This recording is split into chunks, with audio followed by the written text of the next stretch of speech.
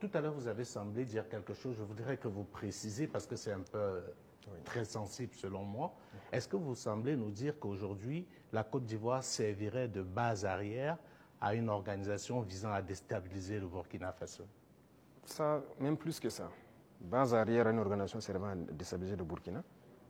Ils sont là-bas. Les ennemis du Burkina sont clairement là-bas, affichés, protégés. Ils sont payés, ils sont protégés, ils sont bien logés. En plus de ça, il y a la question du terrorisme. Mais non, le pouvoir flotte avec les terroristes. Il ne faut pas se mentir. Attendez, croyez-vous vraiment que peut-être l'armée ivoirienne est tellement surpuissante que quand les terroristes les voient seulement, ben écoutez, ceux-là, il ne faut même pas les toucher, quoi que ce soit. Vous croyez à ça? Ils sont tellement plus puissants que les 3 armées de l'AES. C'est fou. Il y a un pacte de non-agression. Et quand il y a un pacte de non-agression, vous devenez une base arrière. Et tout ça, ça m'inquiète justement. Si ce pays, il y a des crises, le pays sera attaqué par les terroristes. Parce que s'ils ne gagnent plus ce qu'ils gagnent, le pays sera attaqué et ce pays va sombrer. Ibrahim Traoré accuse la Côte d'Ivoire d'être une base arrière pour les terroristes et les complots visant à déstabiliser le Burkina Faso, abritant des ennemis, payés et protégés par Abidjan. Le capitaine révolutionnaire, en 3 ans, a expulsé les forces françaises et américaines, dénonçant une guerre entretenue pour piller l'Afrique. Dans cette interview choc, il dévoile sa stratégie pour la souveraineté. Armement massif, industrie militaire locale et rupture avec l'impérialisme. Face à un encerclement hostile, Traoré promet de vaincre le terrorisme et de bâtir une nation forte. Restez pour son discours explosif, où il expose les trahisons régionales et sa vision d'une Afrique libre. La Côte d'Ivoire est-elle vraiment complice des ennemis du Burkina, comme Traoré l'affirme? Réagissez dans les commentaires. Voici l'intégralité de son discours.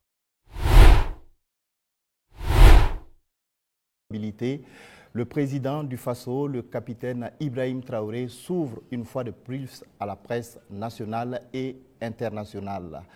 Ce soir, nous allons donc avoir l'opportunité d'interviewer le chef de l'État sur sa vision, les trajectoires de la révolution progressiste populaire, les actions posées au quotidien pour la souveraineté, la liberté et le développement du Burkina Faso. Bonsoir, Monsieur le Président. Bonsoir. Merci de nous faire l'honneur de nous recevoir ici au Palais de Koulouba à Ouagadougou donc pour cette grande interview. Alors, chers téléspectateurs, le format de cet entretien est particulier. Au total, 10 journalistes vont se succéder par vague de 2 pour poser leurs questions au chef de l'État. 5 domaines sont concernés par les échanges.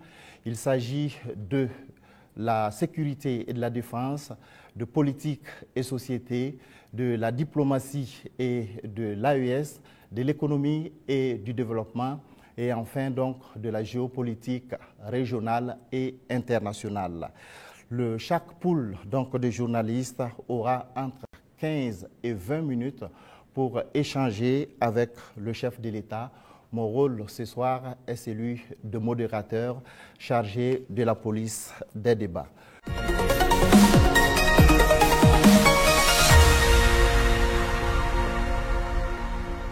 Monsieur le Président, avec votre permission, nous recevons donc le premier groupe de journalistes.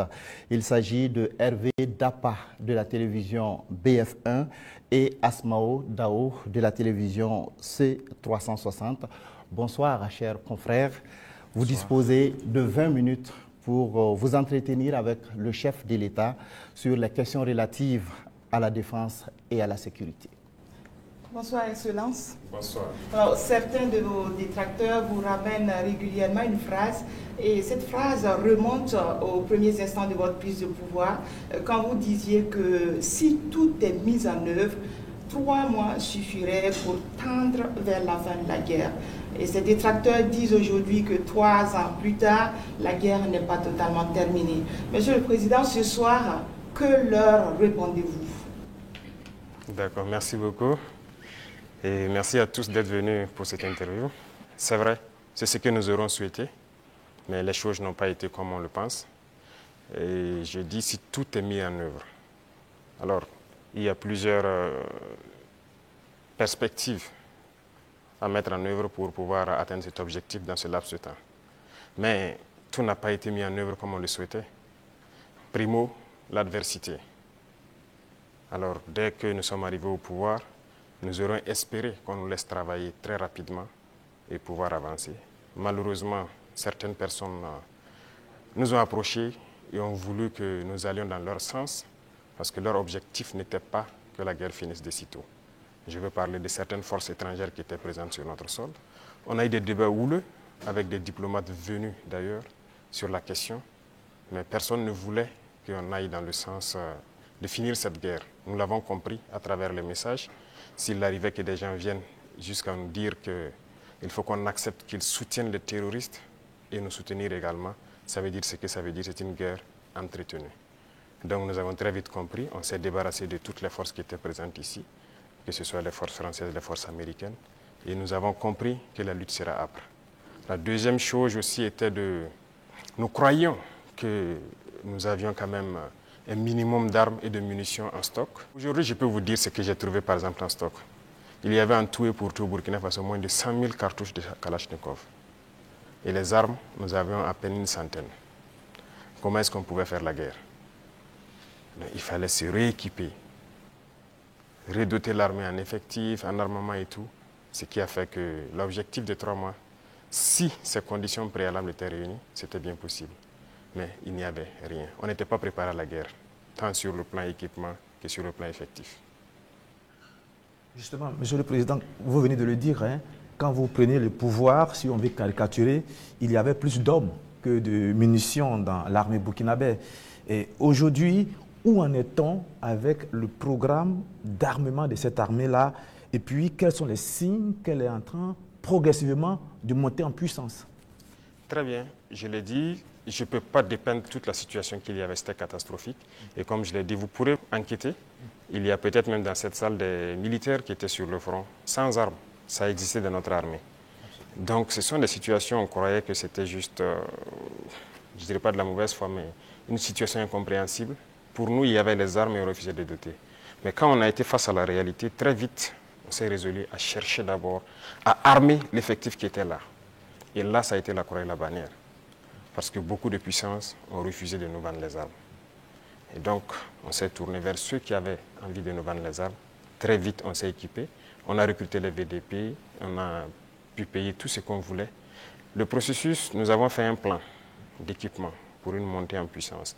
Et comme vous le constatez depuis maintenant 2 ans, les équipements commencent à rentrer. C'est toujours pas fini.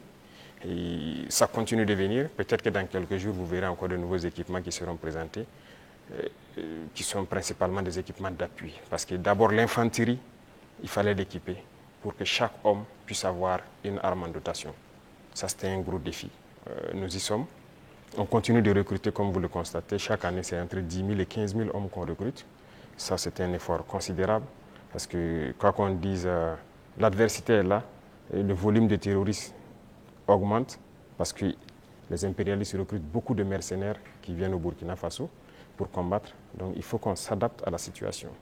Et maintenant, nous avons notre 3e phase, qui n'est plus d'acheter, mais de fabriquer nous-mêmes. Et nous sommes aussi là-dedans. Donc, c'est ça la montée en puissance. Il faut bien s'équiper, mais aussi créer une industrie de défense. Ça, c'est très important. Dans quelques mois, bien quelques années, on aura ici, nos militaires vont utiliser des armes made in Burkina. Bien sûr. Nous avons la capacité intellectuelle. Il y a de la ressource. Il suffisait juste de chercher. Et voilà. Nous sommes là-dessus. Vous serez surpris sûrement. Alors, Monsieur le Président, cette guerre, est-ce que nous pouvons la gagner? Est-ce que nous allons la gagner? Nous ne pouvons que la gagner. Qu'est-ce qu'on ferait? Soyez sûrs, nous n'irons nulle part et nous allons gagner cette guerre. Je vous ai dit que la menace mue beaucoup, mais nous nous adaptons. Et la force de l'armée burkinabé, c'est que c'est l'une des armées les plus résilientes au monde. La pression que le Burkina Faso a, et je ne pense pas que sur cette terre actuellement, il y a un pays qui a cette pression. Mais nous tenons, nos hommes se battent et nous nous adaptons constamment à la menace. Et nous comprenons d'où vient la menace, comment ça se manifeste, c'est ça le plus important. Et actuellement, je peux vous rassurer que bientôt, nous parlerons d'un albinos noir qui va apparaître. Et vous verrez. Ne me demandez pas de quoi il s'agit, je pense que vous comprendrez plus tard. La guerre va finir et très vite. Justement, pour gagner cette guerre, vous venez de le dire, il faut des armes. Et il faut aussi des hommes, et surtout des hommes déterminés. La détermination, vous le savez, c'est le game changer majeur. C'est ça qui fait la différence dans toute guerre. En ce moment, au moment où on parle, quel est exactement le moral de nos troupes sur le terrain? Vous avez très bien touché le cœur du problème, la ressource humaine, les hommes déterminés. Il ne s'agit pas juste de payer de l'équipement, il faut des hommes déterminés. Et si vous remarquez, nous sommes en train de construire une armée de qualité. Et il n'est pas rare que souvent, lorsque nous jugeons qu'un chef d'élément ou bien une unité a failli à sa mission, qu'on les radie et qu'on les poursuive. C'est arrivé plusieurs fois et ça continuera comme ça. Si vous êtes engagé pour être militaire, vous devez accomplir la mission parce que la mission est sacrée pour nous. Et l'autre chose, c'est que malgré la pression, malgré les défis, les hommes continuent de se battre et ils sont très résilients. Si aujourd'hui vous attrapez un soldat burkinabé et le demandez, est-ce que vous voulez que d'autres personnes viennent se battre à votre place ou viennent vous aider? Ils vous diront jamais, ils préfèrent mourir. C'est à ce niveau que vous jugez leur morale. Ils sont prêts, toujours prêts, malgré la situation. Peu importe la bataille qu'on perdra, on va toujours maintenir le terrain. C'est ça qui est très important dans le mental des soldats. Donc, le moral est au top. Les gens n'espéraient pas être à ce niveau d'équipement, ils y sont. Donc, ils se donnent à fond. Et moi, je ne peux que féliciter et remercier tous ceux qui se battent. C'est très important. Alors, Monsieur le Président, dans votre argumentaire, vous parlez d'une guerre qui prend différentes formes, qui mue. On se demande, on se pose toujours cette question 10 ans après, qui attaque le Burkina Faso? Ce n'est pas du terrorisme seulement. C'est une guerre pour s'accaparer de nos richesses et nous empêcher de nous développer. Je l'ai une fois développé lors d'un discours, je pense.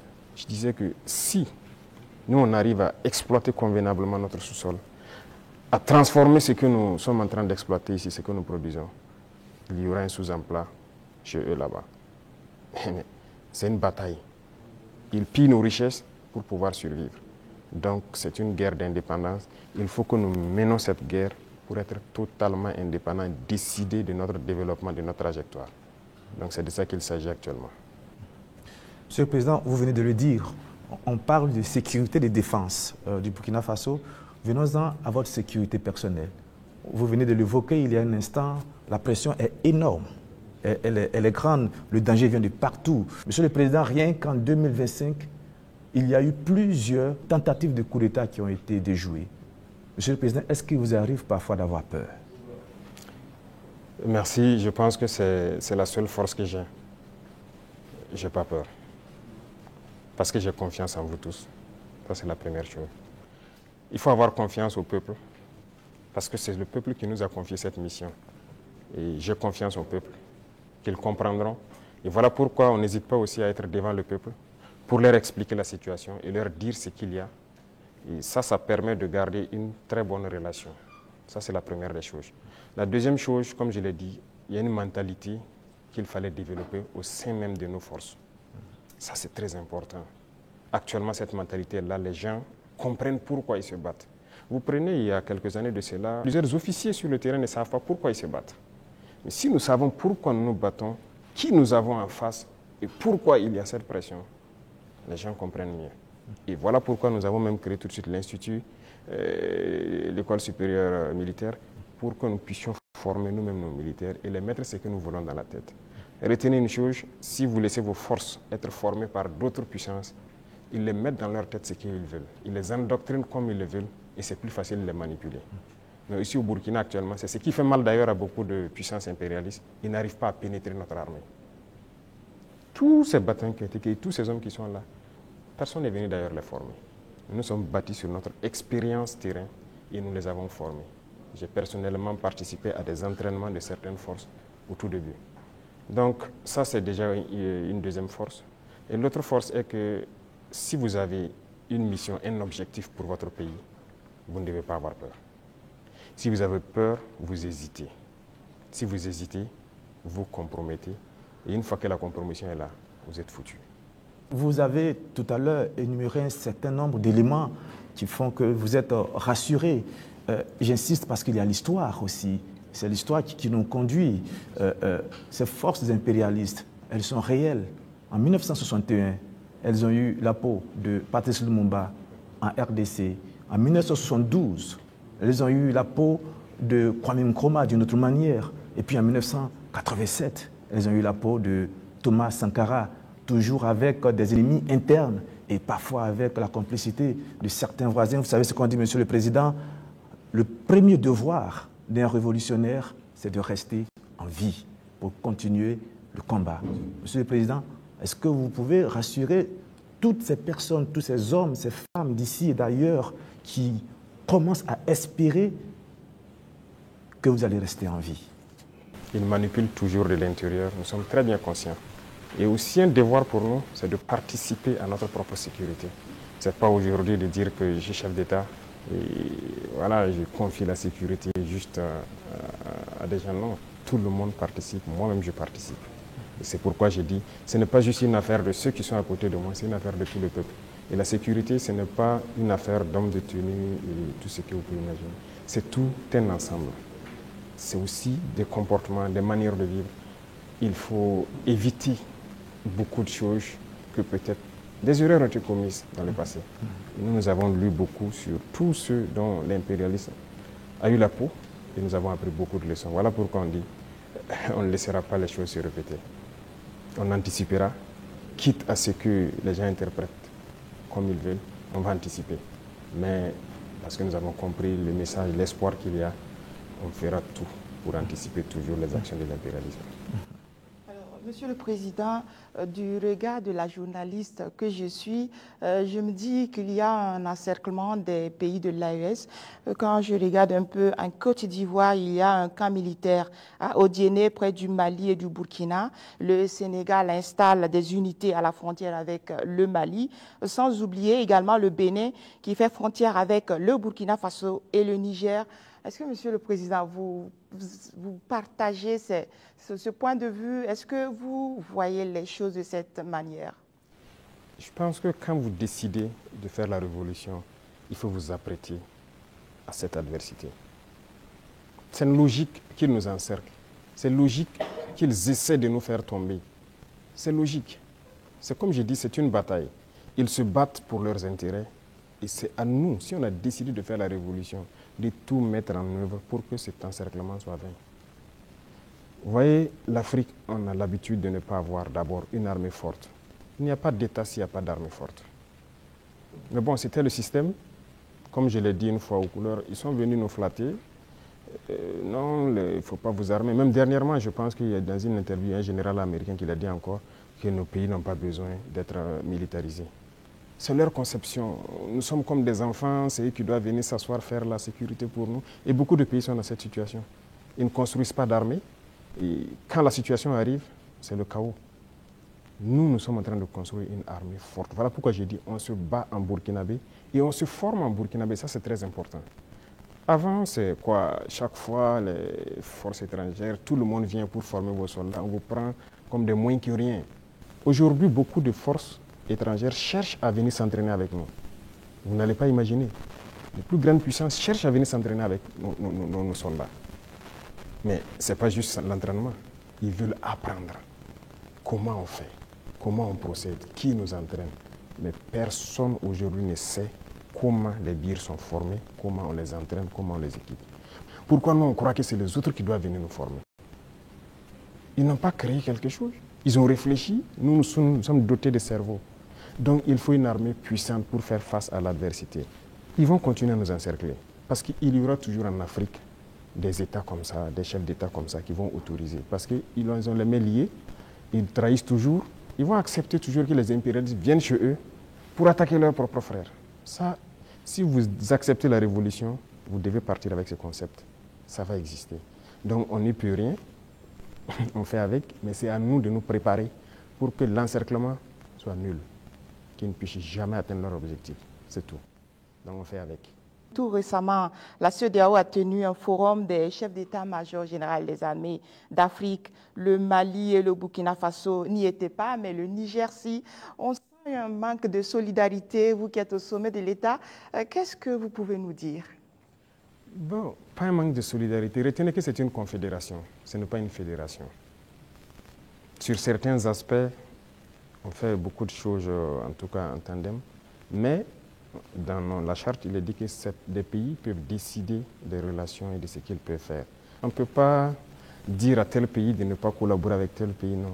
On n'est pas à cette étape d'abord. On est en train de consolider la confédération sur les aspects, un bon nombre d'aspects de développement, de défense et de diplomatie. Et après, on va passer à la fédération. Ce sont des étapes. Donc, le Niger peut participer à des rencontres. La confédération, on ne se ferme pas. On fait des ouvertures, on côtoie tout le monde. Nous sommes très panafricanistes. On est vraiment ouverts à l'intégration, à tout ce qu'il y a, mais avec des principes. D'accord. Comme il s'agit de défense et de sécurité, on vous laisse une dernière question. Merci Sagnon, mais la question que je vais poser, pardonnez-moi, ne fait pas partie de la défense ni de la sécurité, mais de vos relations avec nous, les médias. Monsieur le Président, est-ce que vous avez un problème particulier avec les médias, donc avec nous, les journalistes? Je dis cela parce qu'on a l'impression qu'il y a eu un malentendu. Je parle des médias nationaux, pas des médias internationaux, dont certains sont tombés dans la poubelle depuis un certain moment. C'est un fait. Et pas des médias nationaux. On a l'impression qu'il y a eu un malentendu au début et il y a quelque chose, un brouillard comme ça qui est là. Comment vous analysez la situation, Monsieur le Président? Vous savez que je ne suis pas hypocrite. Il y a eu un malentendu. Il y a eu un brouillard au début. Mais aujourd'hui, je dois dire que je félicite beaucoup de médias pour leur travail professionnel. Il faut éviter de suivre le travail de l'impérialisme. Certes, beaucoup parmi vous ont été formés par eux. Hein. C'est ça, vous avez été à l'école du blanc, comme on aime le dire. C'est eux qui vous ont formé au journalisme. Donc moi, je ne vous en veux pas souvent quand les gens essaient de se comporter comme eux. Mais je parle pour que les gens prennent conscience qu'il s'agit de notre patrie. Regardez ce matin, par exemple, lisez les titres des journaux en France. Ils vous diront peut-être qu'il y a une mobilisation pour mettre la pression sur le Premier ministre. Ils ne vous diront pas qu'il y a eu une marche contre le pouvoir ou quelque chose. Mais si c'était au Burkina, vous direz qu'il y a une marche contre le pouvoir. Vous comprenez? Les Français nous appelaient, ils continuent de nous appeler putschistes, juntes et quoi. C'est du français. Mais des journalistes nous appelaient aussi putschistes, juntes ici. Pourquoi suivre les yeux fermés? C'est de l'esclavage toujours. Moi, je veux qu'on quitte cela. Chaque État doit se battre pour ses intérêts. Les journalistes se battent pour leurs intérêts. Pourquoi nous, on ne doit pas se battre pour nos intérêts en Afrique? Donc c'est ça, ce n'est pas uniquement les journalistes. Mais j'en viens à certains intellectuels qui sont sur les plateaux de télé en Afrique aussi. Quand ils prennent la parole, vous posez des questions, mais est-ce qu'il est africain? Ou bien, génétiquement, il n'est pas là, quoi. Il n'est pas avec nous. C'est une réalité. Un retard. Oui, il faut se décoloniser les mentalités, les manières de faire. Chacun doit se battre pour sa patrie. Vous pouvez avoir une information qui est peut-être vraie et juste, mais vous décidez de ne pas sortir l'information. Parce que ça peut porter préjudice à la défense nationale, à la sécurité, à la cohésion, et ainsi de suite. Ça, c'est une décision souveraine, parce que vous voulez préserver votre pays. Mais on ne dit pas seulement dès qu'il y a une information, il faut la sortir. Non, ce n'est pas comme ça. Et très souvent, les journalistes, comme on aime le dire, le train qui vient à l'heure, ça ne les intéresse pas. C'est le train qui est en retard. Vous le savez, Monsieur le Président, donc vous nous comprenez de temps en temps. Ah oui, mais il faut éviter ça. Moi, je veux maintenant que vous vous intéressez au train qui vient à l'heure. D'accord. Je voudrais vous laisser avec une phrase qui est la devise d'un grand club européen. C'est celle-là: notre maillot peut être tacheté de sang, de boue et de sueur, mais jamais de honte. C'est tout ce que je vous souhaite, Monsieur le Président. Merci beaucoup. Merci grandement. Nous abordons donc le volet politique et société de cet entretien et nous recevons pour cela Mathieu Somda de Radio Burkina et Colette Kombari de la télévision Impact TV.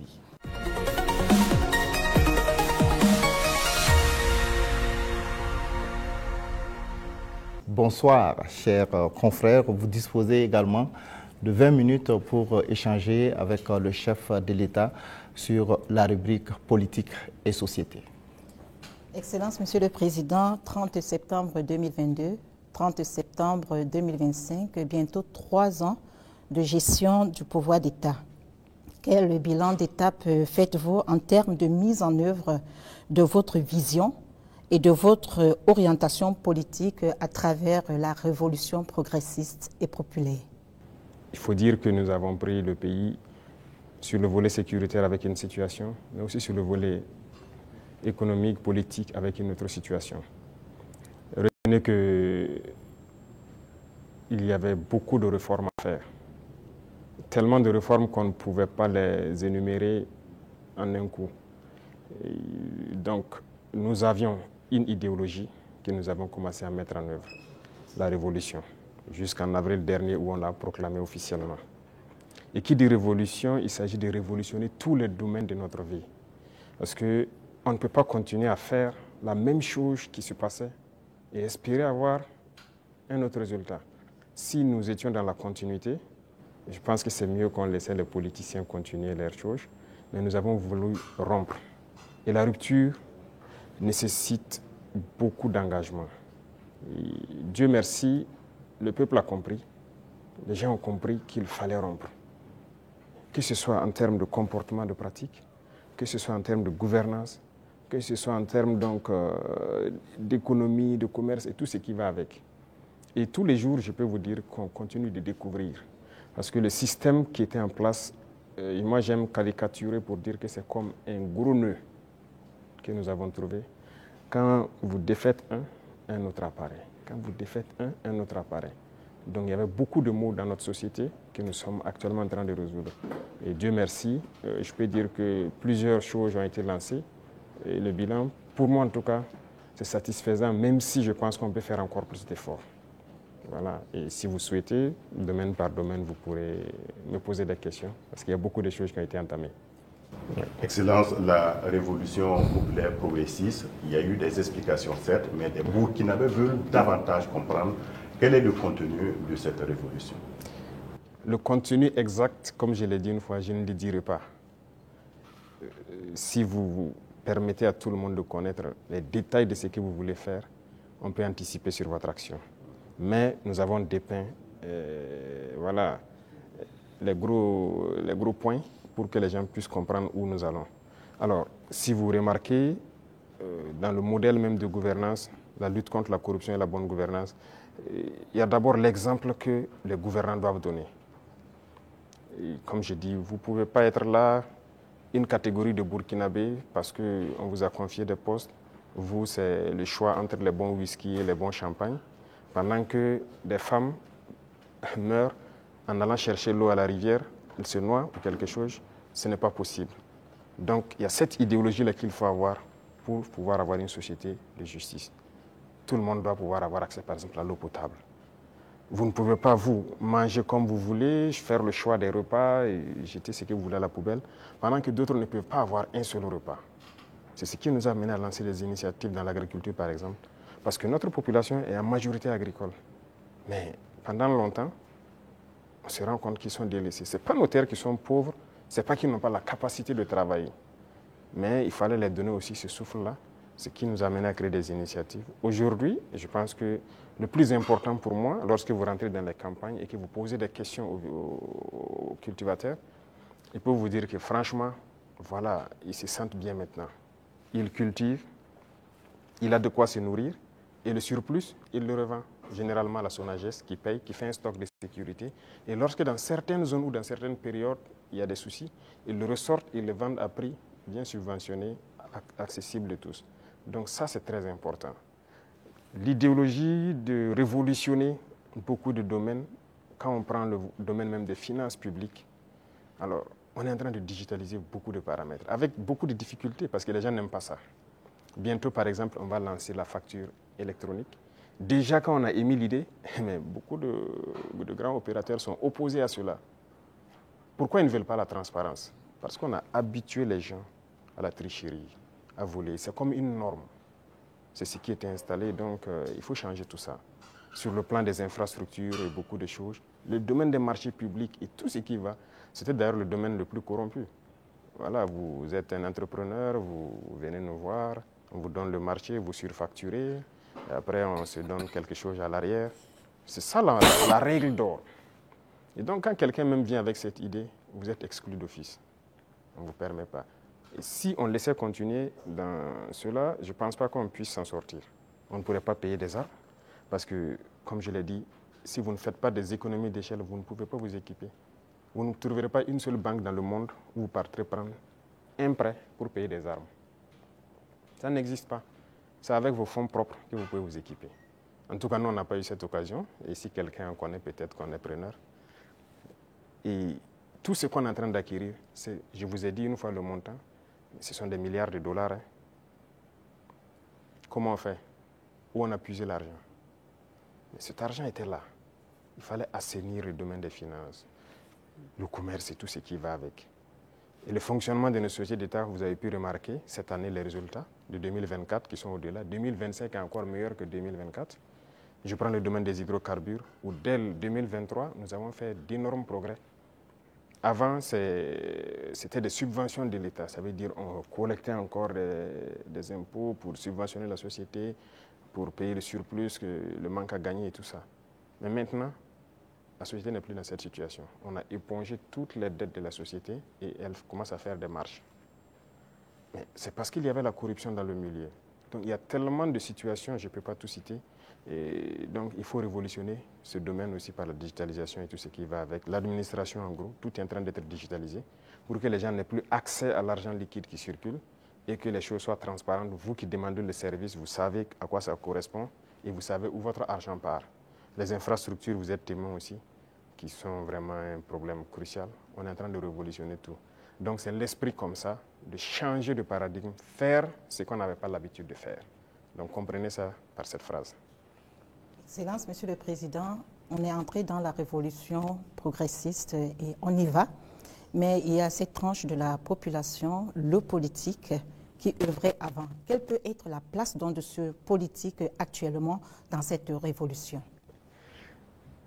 Je ne vais pas être hypocrite encore.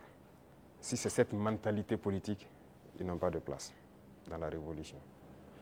C'est opposé. Regardez comment le Burkinabé était. Puisque pendant 27 ans, bon, plus de 27 ans de règne de Blaise et même le pouvoir du MPP, ça continue dans la même politique. Et cette politique, notre génération est née dedans. Donc on est né et les gens ont grandi avec une mentalité. Si tu ne connais pas quelqu'un, tu ne peux pas avoir accès à certains services. Ce qu'on appelle les deals. Tout le monde a évolué avec cet esprit de deal, de corruption, de tout. C'est dangereux, mais c'est la politique qui a mené ça. Parce qu'il y a des entrepreneurs politiques, vous avez entendu parler de ça. Les jeunes qui se lèvent parce qu'ils savent parler, ils savent flatter. Et c'était quoi la politique? C'est quoi la politique en Afrique? Il faut dire la vérité. Quelqu'un qui a l'art de mentir, de tromper, de flatter. Vous voyez tous les vices. Si vous regroupez tous les vices, vous êtes un bon politicien.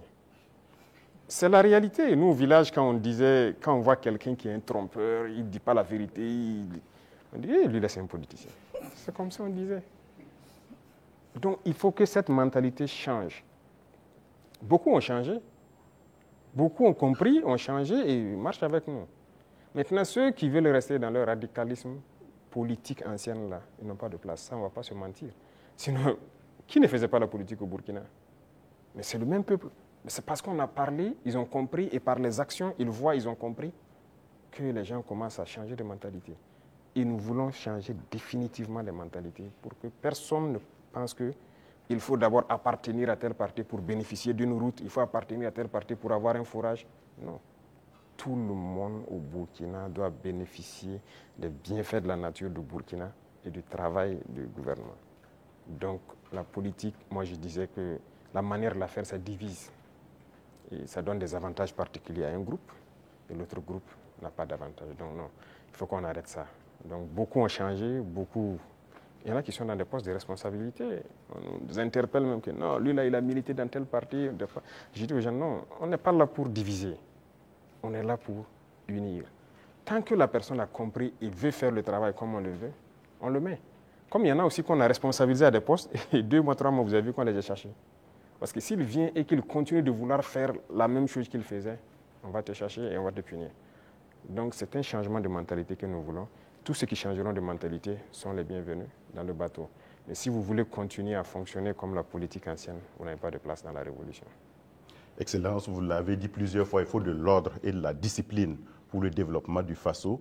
Le recyclage des jeunes a déjà commencé. Comment enrôler les autres couches de la société? Voilà, très bien. Ce programme, c'est un vaste programme que nous n'avons pas voulu détailler. Mais j'en ai parlé une fois lors d'un de mes entretiens, qu'il y a un vaste programme en cours. il faut commencer. En fait, les jeunes, c'est bien, mais ce n'est même pas eux notre cible, ce sont les plus petits. Les plus petits, c'est eux notre cible. Après la mort de Sankara, vous avez suivi, on a cherché tous les travailleurs des garderies. Certains même sont décédés, malheureusement, mais les garderies se sont fermées. C'est le privé peut-être qui se débrouille, qui ouvre quelques maternelles et tout. Et bon, l'école est devenue autre chose. Vous savez, si vous voulez une société qui va être combative et compétitive demain, il faut miser sur les enfants. Aujourd'hui, moi j'ai séparé les deux ministères pour que le ministère de l'enseignement de base prenne en compte ce volet. Vous voyez, on a lancé dans le concours normaux beaucoup de recrutement pour l'encadrement de la petite enfance, mais on vient de lancer encore de manière exceptionnelle ceux qui ont déjà été formés, qu'on veut recruter pour que cette année on commence un certain programme. C'est eux la cible et on va y arriver. Nous avons un programme pour que on puisse commencer une certaine éducation patriotique, civique au niveau des plus petits. Et une fois que c'est ancré là-bas, nous avons de bons citoyens demain. La jeunesse aussi, on le fait avec. Les bacheliers, on les a fait rentrer en immersion. Ils avaient peur au début, mais je pense qu'ils ont compris beaucoup de choses. Ils doivent être plus solidaires, humbles. Ils doivent comprendre le Burkina, parce que quelqu'un qui est né, excusez-moi, à Ouaga 2000 ici, qui est dans... Voilà, il dort dans le lit qu'il veut, il se plaint même que le matelas n'est pas bien. Le matin, il a le choix du petit déjeuner, ce qu'il veut. À l'immersion, il dort par terre, sur la natte. Il comprendra qu'il y a d'autres Burkinabés qui dorment par terre. À l'immersion, il n'a pas le choix du petit déjeuner. S'il y en a, il y en a. S'il n'y en a pas, il mange ce que les autres mangent. Déjà, dans sa tête, il comprend qu'il y a deux faces du Burkina Faso. Et j'ai dit à l'immersion de les priver. Il y a des jours où ils auront 2 repas, des jours 1 repas et des jours sans repas. J'espère qu'ils l'ont fait. C'est pour qu'ils comprennent la vie. On est jeunes, mais si on a atteint cet âge et qu'on n'a pas compris qu'il y a plusieurs types de Burkinabés, c'est dangereux. Il faut que les jeunes comprennent qu'il y en a qui n'arrivent même pas à s'offrir un repas. Et quand lui va dormir avec la faim, toute une journée, il n'a pas mangé, vous croyez que si demain, on le confie une responsabilité, il va toujours avoir en tête, ah, si moi je dilapide l'argent et qu'il y en a qui n'ont pas à manger, c'est la conscience qui va le gronder. Donc ce sont des épreuves qu'on les fait faire. C'était 45 jours que j'avais programmé, mais à cause des inscriptions, j'ai dit de faire 30 jours. Mais les prochaines échéances, j'espère qu'on ira à 45 jours. Donc les futurs bacheliers et brevetés doivent se préparer à affronter ça. Et le programme va continuer à s'enrichir, c'était la première expérience. Mais nous espérons pouvoir changer, même les jeunes, leur mentalité. Excellence, en Conseil des ministres, la décision de réformer la loi agraire et foncière, le statut des chefs coutumiers et traditionnels avait été adopté. Quelles sont les motivations? La réforme agraire était nécessaire. Vous savez combien de conflits sont nés dans cette question des terres? Il y a des villages qui se sont machetés, des familles se sont divisées à cause de la question des terres. Il faut que l'État prenne ses responsabilités. Mais si vous hésitez, parce que vous avez peur de déclarer ça, que des gens vont se sentir frustrés ou pas, c'est pourquoi la révolution est la bienvenue. Il faut décider à un moment donné d'arrêter tout ça. Il y avait combien de promoteurs immobiliers au Burkina en 2010? Je ne pense pas, ça ne vaut pas une vingtaine. Subitement, en 2015, on en a plus de 200. Ils ont payé les terres partout, ils partitionnent, ils vendent, ils revendent, ils ont pillé les terres et c'est dangereux. Actuellement, nous avons une application SICAD qu'on vient de lancer, on est en train de réenregistrer, mais ce qui se passe est terrible. Même les parcelles dans les villes, les gens vendent et revendent à plusieurs personnes parce que ce n'était pas digitalisé. C'est un gros registre. Vous pensez que quelqu'un peut fouiller des registres, voici le numéro de la parcelle appartient à telle personne, donc toi tu es allé acheter, c'est pas... Donc il y a beaucoup de doublons et ça crée des conflits. Et pendant que ces politiciens-là faisaient ça, ils sont là dans des conférences, des trucs, que cohésion sociale. Vous ne pouvez pas faire de cohésion sociale en divisant les gens sur la terre. Voilà pourquoi on a décidé de prendre nos responsabilités, d'arrêter ce massacre-là. Et voilà, la terre appartient à l'État. Et désormais, on fera tout pour équilibrer au maximum voilà, la situation et que les gens ne se sentent pas lésés. Pour la chefferie coutumière, c'est pareil. Cette loi est là il y a longtemps. Hein. Il y a très longtemps, selon ce qu'on m'a dit, mais personne ne veut. Mais nous avons décidé de mettre la main à la pâte regarder, parce que la chefferie coutumière, pour moi, ils doivent être respectés, ils doivent être écoutés, ils doivent être ceux-là qui travaillent pour la cohésion sociale. Quand ils parlent, quand il y a un conflit, il y a une situation conflictuelle, ils doivent parler, pouvoir rassembler et que leur voix doit porter. Donc il y a un certain nombre de privilèges, si je peux dire, qu'on a mis autour, des symboles de la nation qu'on a mis autour pour que les gens les respectent. Qu'on le veuille ou pas, on les respecte et qu'eux-mêmes, ils imposent le respect. Parce que dernièrement, les politiciens les avaient détournés. Beaucoup, aujourd'hui, voilà, regrettaient avoir marché aux côtés des politiciens. Il y a des villages où les gens sont divisés, les gens ne respectent plus les chefs. Mais avec cette loi, en tout cas qu'on a amenée à la LT, nous avons essayé d'élaguer beaucoup de choses pour que leur respect dans la société puisse être réinstauré. Et ça, c'est très important. Excellence, la lutte contre le terrorisme affecte notre tissu social avec des soupçons d'exaction communautaire.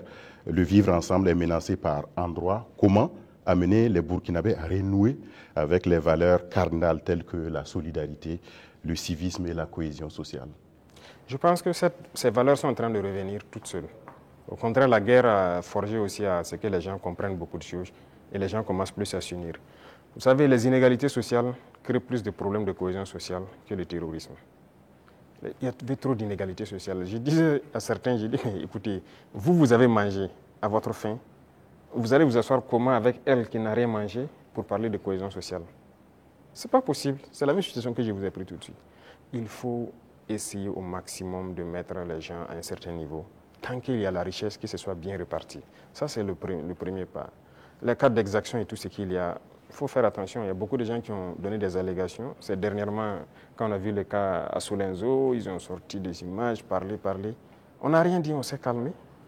Quand ils ont fini de chanter, on a montré les civils qu'ils disaient que les forces ont tués ont été transportés jusqu'à Ouagadougou ici, mis en sécurité. Ah, si on les a tués, pourquoi ils sont à Ouagadougou? Comment ils se retrouvent à Ouagadougou? Souvent, c'est fait à dessein. Ils inventent tout ce qu'ils veulent inventer avec leurs ONG, leurs médias et tout. Mais on laisse, quand ils finissent, on montre la vérité. Voilà. Les terroristes ont pris des civils comme boucliers humains, certes, mais les forces ont pu faire la distinction. Et après le combat, ils ont rassemblé les civils à Solenzo. On a dépêché les moyens nécessaires pour les transporter, venir. Et ils ont été présentés devant tout le monde. Ce sont des centaines de civils. Ils ont témoigné. Donc, il faut qu'on fasse attention aux récits de certaines personnes qui veulent juste développer des thèses. Et leur objectif, c'est de nous diviser.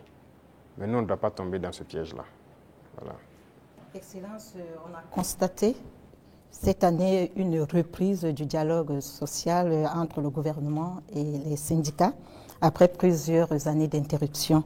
Quel message donc renvoie votre gouvernement avec ses partenaires sociaux quand on sait que la situation était tendue entre le gouvernement et les syndicats?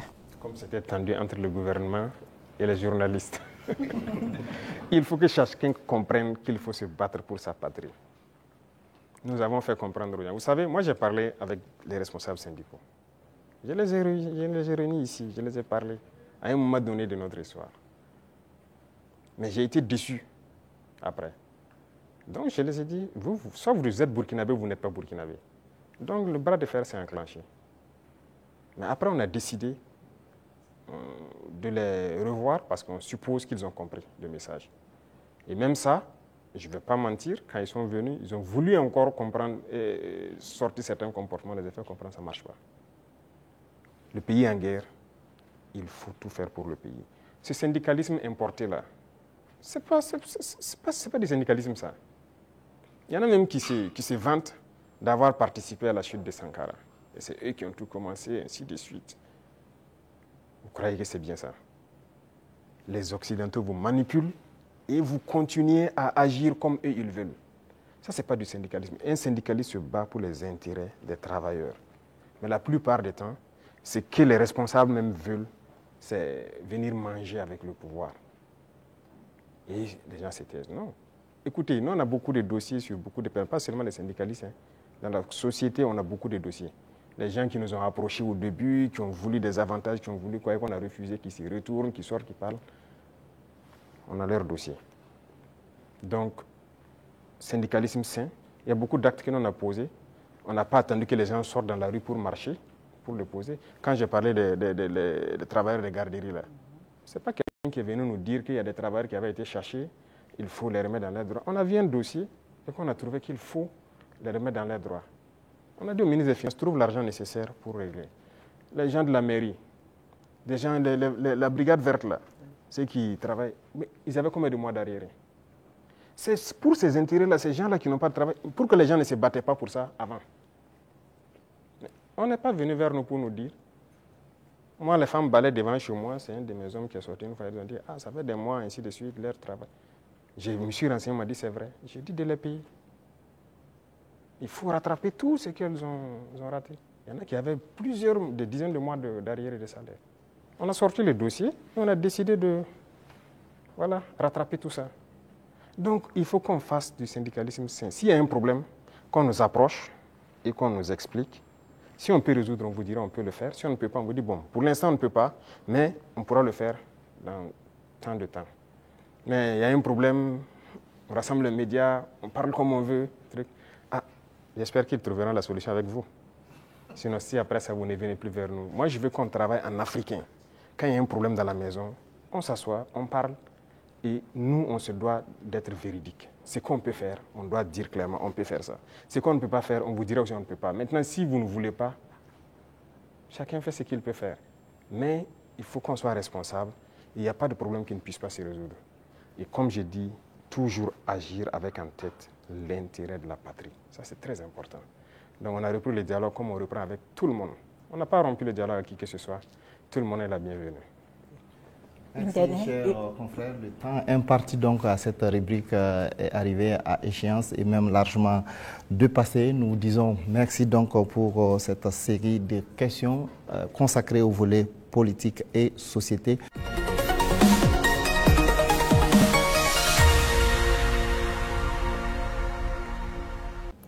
Monsieur le Président, les préoccupations relatives à l'économie et au développement sont portées par Soumaïla Rabo de Savane Média et Jean-Marie Toé des éditions Sidoya.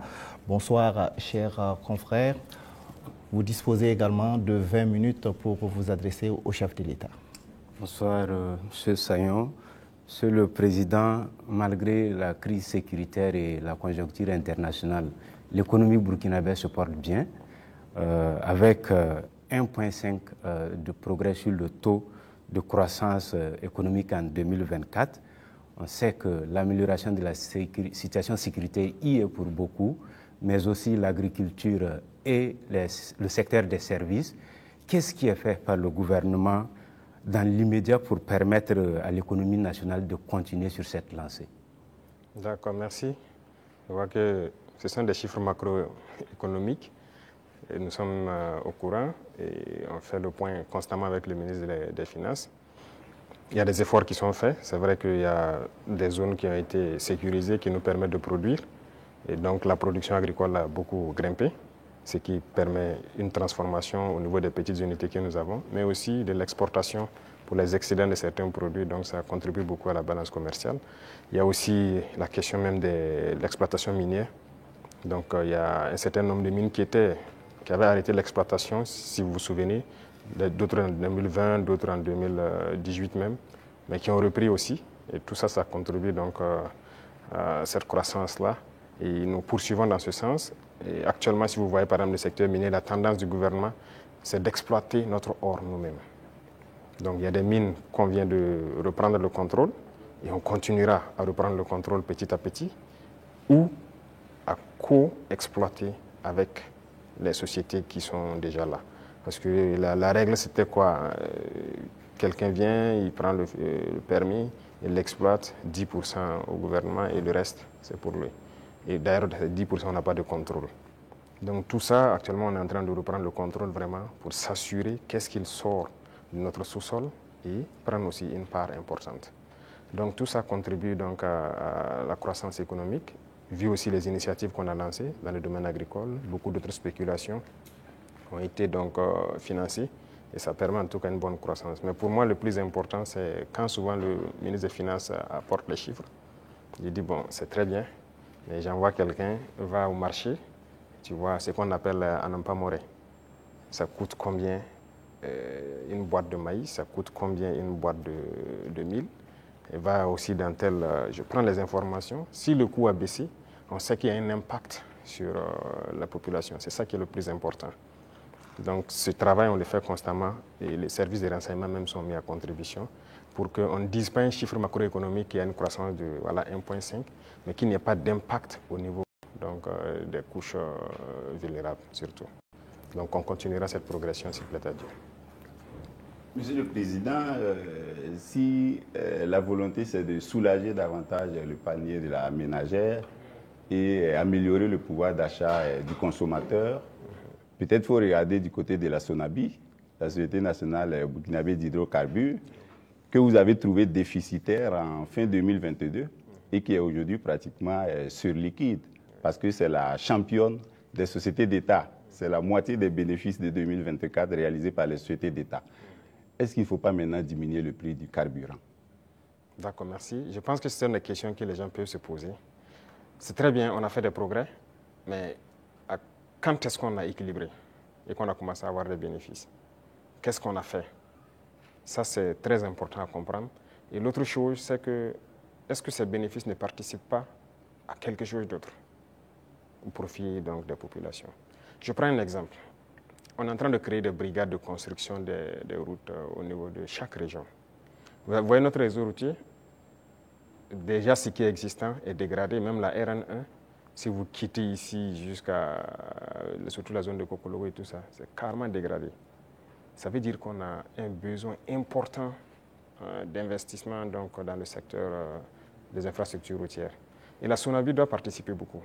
Je viens de leur confier cette nouvelle mission parce que le carburant qui va ravitailler les différentes brigades, même le bitume et tout ça, la SONABI va devoir s'en charger. Si on baisse, le rythme va baisser. Mais vous voulez qu'on aille vite ou pas? Et il y a aussi une question de, je ne dirais pas de comparaison.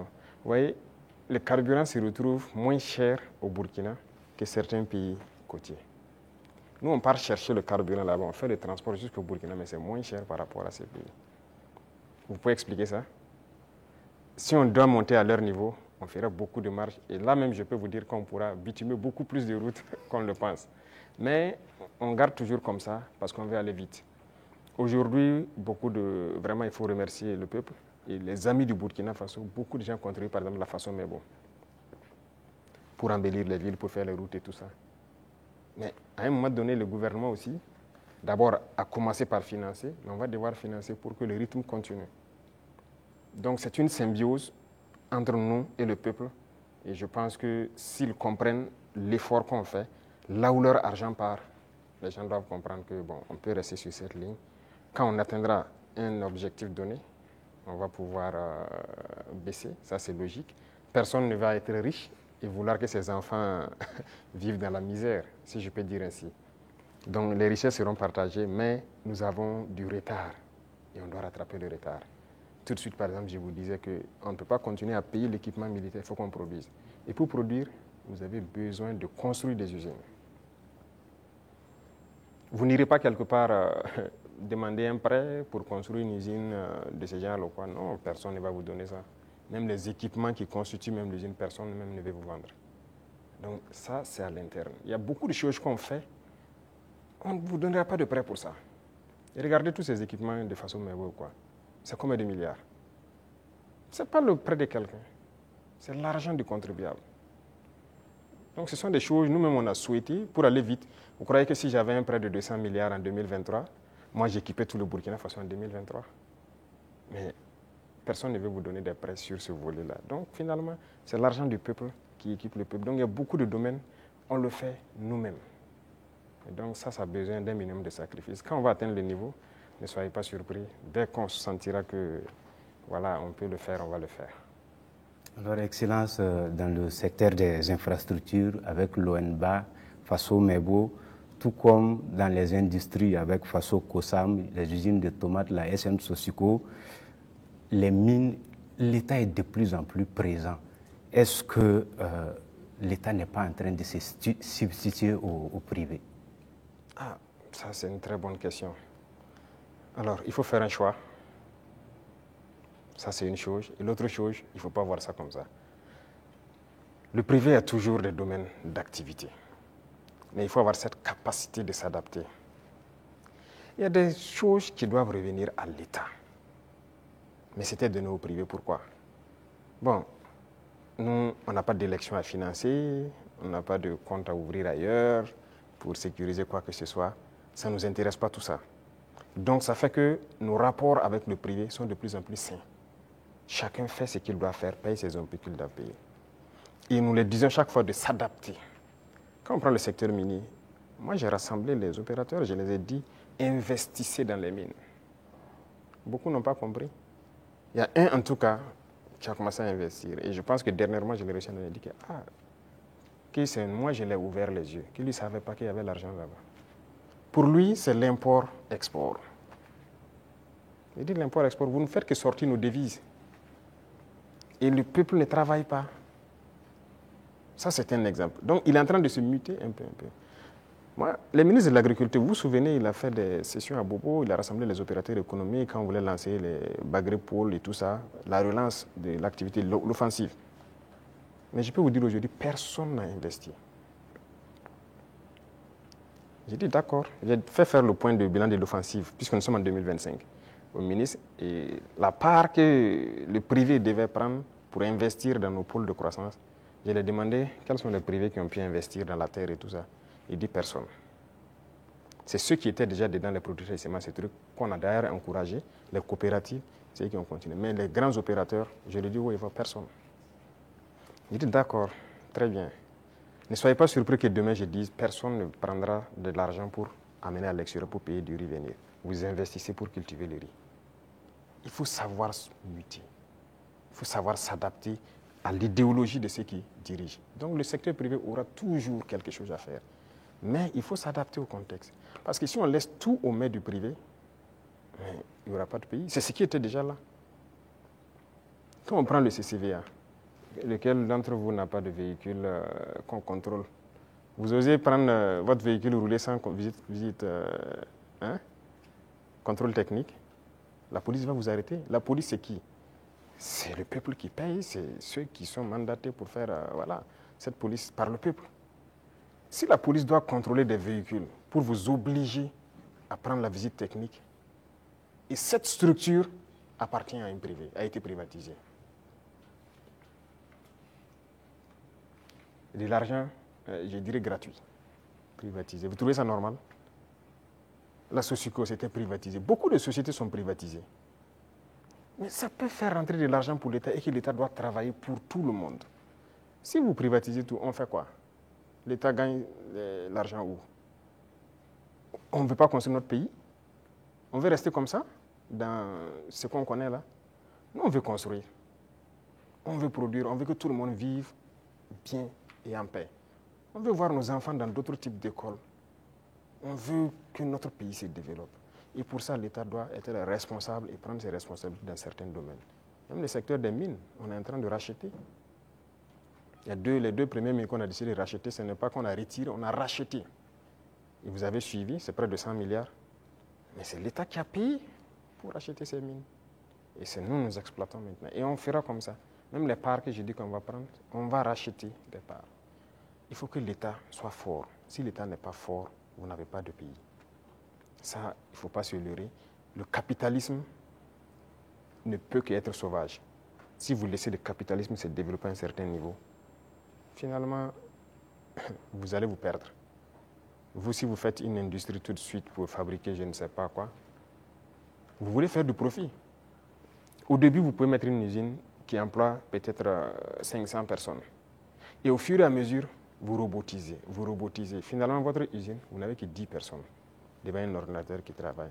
Les 490 sont au chômage. Nous, on est contre ce système. On régule aussi. Certes, digitalisé, mais une certaine robotisation, on est contre. Donc, on a une idéologie qu'on va dérouler au fur et à mesure, mais il faut que les gens s'adaptent à l'idéologie. C'est pour le bien-être de tout le monde. Sinon, on va se retrouver dans des situations très inconfortables. Voilà. Monsieur le Président, est-ce que ça veut dire que vous attaquez à l'économie de marché, qui est enseignée aujourd'hui en sciences économiques et avec lequel les systèmes les jeunes économistes grandissent. Parce qu'aujourd'hui, l'État vend du yaourt à travers Faso Kosam. Vous avez annoncé les Fasoyards. On se demande quand vous allez ouvrir les premières boutiques. Tout ça, vous prenez progressivement la place du privé. On ne sait pas quand ça va s'arrêter. D'abord, j'ai dit au ministre de l'Enseignement supérieur de me changer. D'abord, la carte universitaire a changé, mais le curricula de changer tout. Pourquoi on doit forcément apprendre leur manière de faire l'économie? On n'est pas en mesure de créer. Est-ce que c'est Dieu qui est descendu, encore, comme j'aime le dire, créer, asseoir des gens, créer l'école? Ce sont des gens qui ont inventé, qui ont créé des concepts et qui ont créé l'école. Ce sont les êtres humains qui ont créé l'école. Donc, qui ont mis des programmes, ainsi de suite. Le programme aux États-Unis est différent du programme en France, différent du programme en Angleterre, ainsi de suite. Chacun a sa manière d'enseigner sa population pour atteindre le niveau qu'on souhaite. Donc, nous aussi, on va créer notre modèle. Justement, c'est ce qui nous met en retard. Malheureusement, notre modèle d'école n'est pas bien. On a pris pour les autres, adapté, et finalement, on forme quoi? Ok, on forme beaucoup d'économistes dans ce concept. Est-ce que ça marche? Est-ce que ça marche? Ok, nous, on est en train de changer de système. Est-ce qu'on fait des progrès ou pas? C'est là la question. C'est toute la question comme ça. Il a parlé de l'ONBA, de trucs. Il y a des barrages qui étaient endommagés depuis des décennies, ensablés ou quoi. Cette saison, l'eau est dedans. C'est par notre système qu'on est arrivé à remettre en œuvre ces barrages-là. Les populations vont produire, pendant la saison pluvieuse, vont produire toute l'année et ils sont bien contents. Et ils ont de l'eau potable aussi, à travers l'ONEA, par ces barrages-là pour boire. Et on va continuer comme ça. Est-ce qu'on fait ça ou bien on s'assoit, on dit non, tout doit être pour le privé? Et d'abord, cette question du privé, il y a des gens qui avaient une mentalité rétrograde, encore politicienne. Et nous avons dit aux gens de changer. Vous avez bien suivi les sorties de certains ministres. Ok, on vous donne un chantier, vous prenez l'avance de démarrage et tout, et vous faites ce que vous voulez. On vous donne un chantier de bas-fond. Dans le contrat, vous devez finir en mai pour que les paysans puissent accéder au bas-fond et puis cultiver. Vous prenez votre avance et vous vous baladez, vous faites ce que vous voulez. En avril, on passe, on regarde, vous n'avez rien fait. Vous dites non, non, non, vous partez à votre rythme, c'est comme ça. On vous contraint, vous finissez le bas-fond. Il y en a qui ont travaillé, il y en a même qui travaillent de nuit jusqu'à aujourd'hui pour atteindre les objectifs. Pas qu'ils ne peuvent pas, mais c'est une mentalité. Et tant que le privé aura cette mentalité, ça ne va pas marcher. Moi, je vous ai dit qu'on a près de 1000 ans de retard même. Il faut rattraper. On est dans les années 1000, à la rigueur 1800. Il faut rattraper le retard, mais on ne peut pas continuer avec cette mentalité. Donc, on invite les gens à changer et à s'adapter. Vous parlez des yaourts, par exemple. Est-ce que le marché est saturé? Non. On importe. J'aimerais voir les privés rentrer dans le yaourt. Pourquoi on n'importe plus? Nous avons pris des textes pour dire que lorsque quelque chose se produit au Burkina Faso, pour pouvoir importer, il vous faut une autorisation spéciale d'importer. Ce qui stipule que vous devez payer ce qui est à l'intérieur. Lorsqu'il y a le manque maintenant, on vous autorise à importer. Voilà pourquoi les gens sont en train, vous voyez que beaucoup de privés sont en train d'ouvrir des usines et tout ça. Et si on ne passait pas par cette méthode, comment on va faire? Il y a le grand moulin du Faso qui est là, bon, il faudra qu'on est en train de restructurer tout ça. Mais parallèlement à ça, on a obligé les grands importateurs à ouvrir des moulins. Moi-même, j'ai été inauguré la dernière fois de l'autre côté. C'est l'un des plus grands importateurs. Quand on a dit on va suspendre l'importation, mais il n'était pas content, il a tout ici. On a dit c'est ce qu'on va faire. Soit vous adaptez, ou bien l'État va prendre en compte. Mais ils le font. Mais est-ce qu'on arrive à satisfaire? Il y a la place. On a de la population, on a un grand marché, un marché immense, au Burkina et en Afrique. Mais les gens n'ont qu'à s'adapter, produire. Donc il y aura toujours de la place. Ne pensez pas que forcément on a pris la place du privé, non. Il y a la place. Vous allez ouvrir les Fasoyards? Si, c'est nécessaire pour réguler. Parce qu'il y a cette mentalité de toujours entraîner la spéculation de certaines personnes. Non, c'est dangereux. Dernièrement, vous avez suivi le cas des motos. Malheureusement, c'est quand il y a eu la situation, on s'est rendu compte que ce n'était même pas un marché régulier. Donc rapidement, on a dû voir comment on peut réguler ce marché pour que l'importation soit suivie. Comment quelqu'un part importer des motos et il vous dit qu'il n'a pas de facture d'achat? Puisque le ministère a besoin de la facture d'achat pour voir tout ce que vous avez payé comme douane et quoi, et vous fixez une marge à ne pas dépasser. Il dit qu'il n'a pas de facture. Donc il part payer, il fixe le prix qu'il veut et il revend aux populations. Donc lui, il s'enrichit. et les autres s'appauvrissent. Et généralement, quand les gens s'enrichissent, qu'est-ce qu'ils font? S'ils buvaient la braquina ici, ils ne boivent plus la braquina, c'est le champagne qu'ils cherchent. C'est l'argent qui sort. S'ils roulaient sur peut-être, je dirais, une petite cylindrée, ils cherchent maintenant une V8. Le carburant qui est subventionné par l'État, c'est ça, c'est l'argent qui sort. Donc il faut qu'on réfléchisse à l'économie. Qu'est-ce qu'on fait? Il ne faut pas laisser sortir des devises. Vous dites que vous voulez la monnaie et vous voulez continuer pour qu'on se comporte comme ça. On ne peut pas se comporter comme ça. Voilà pourquoi l'État est en train de reprendre le contrôle. Si demain, les gens s'entendent, on nous a fait des chantages. Hein. Quand on a essayé de régler un peu à la douane, il y en a qui nous ont dit que si on fait comme ça, il y aura pénurie de riz. J'ai dit, OK, faites la pénurie de riz, vous verrez ce que nous on va faire. Et si demain des gens veulent s'entendre pour faire pénurie de riz, c'est nécessaire que l'État prenne en compte l'importation de riz. On est prêt à tout. Il faut que les gens changent de mentalité, allez doucement, cherchez votre intérêt aussi petit soit-il, mais permettez aux autres Burkinabés de vivre et de ne pas les appauvrir. Monsieur le Président, on vous a vu à Lumbila auprès des femmes agricultrices, les accompagner, les soutenir. Mais au-delà de ça, qu'est-ce que vous faites pour donner davantage d'opportunités de gagner des revenus aux femmes du Burkina qui alimentent la petite économie dans les quartiers, dans les villages? Oui. Très bien. Et ça, c'est l'un des points les plus importants.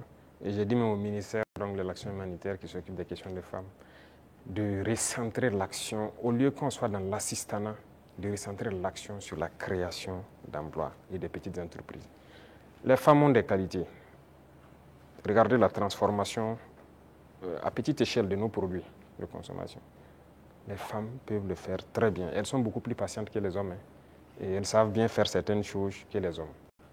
Il faut encourager à ce qu'elles le fassent. Moi, je suis passé à Tenkodogo le 8 mars. J'ai vu les femmes qui ont fait du couscous préfet, qui est bien pour les forces, le savon liquide qu'elles font et tout ça. J'ai donné des instructions pour qu'on paye le savon liquide de toutes ces femmes qui ont été formées et qui se débrouillent pour faire le savon liquide dans nos administrations. Parce que tout ce qui est là, c'est importé, même chez vous, dans vos bureaux. Tous les savons liquides importés, n'est-ce pas? C'est pas normal, pendant que nos mamans fabriquent ça. Et quand j'ai dit de le faire, en temps, m'a revenu que non, elles n'ont pas de structure formalisée. J'ai dit, je ne veux rien comprendre. Trouvez la formule, c'est leur savon, vous payez. Et vous amenez. Que question d'emballage ou quoi.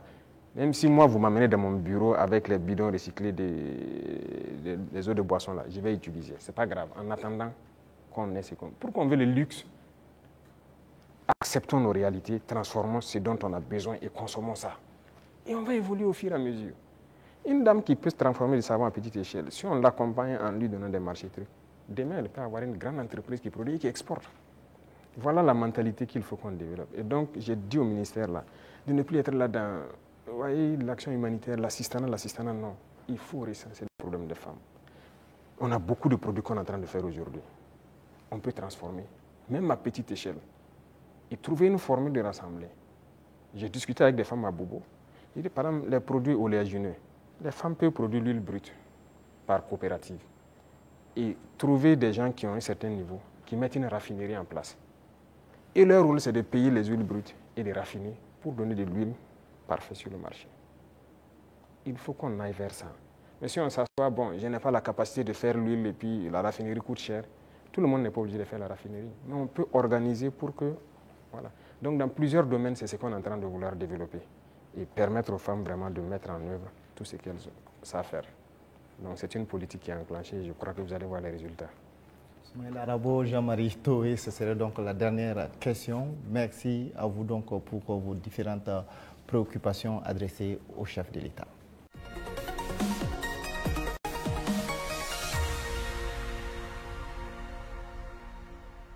Excellence, nous accueillons à présent Sekou Tangara de la télévision Africab et Abdou Zouré de Faso 7.